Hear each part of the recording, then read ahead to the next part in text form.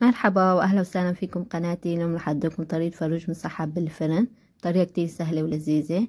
عندي هون بطاطا مقطعتها بهالطريقة، بطريقة تطيب برجع لكم، كمية برجع لكم. بضيف فوق الجزر، بصلة، كم سن توم، بعدين بضيف كمان قرنين فلفلة، وبجيب فروجة بعد ما نظفتها مزبوط وغسلتها مزبوط نقعتها بالخل. بعدين بفتحها بالنص، بحطها بهالطريقة، وبجيب سكينة وبنقبها بهالطريقة مشان تدخل التبلة.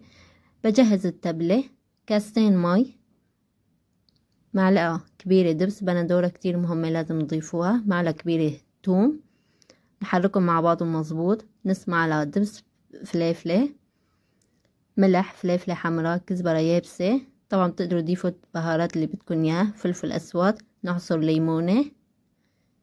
بعدين بضيف ربع كاسة زيت زيتون وبحركهم مع بعضهم مظبوط، وبضيفها فوقها. طبعا بعد ما ضفتوها فوقها بتعرفوها اقل شي ساعتين، كل ما عفتوها اكتر بكون اطيب. طبعا بتقدروا تحطوها فورا كمان بصير.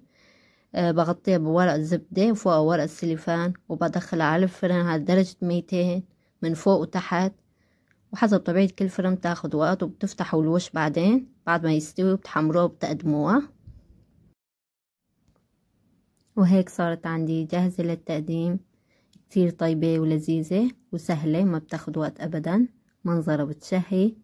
بتمنى انكم تجربوها، واذا عجبكم طريقتي ما تنسوا تشتركوا بقناتي وتدعموني لأستمر. وان شاء الله بشوفكم بالفيديو الجاي، وصحة وهنا.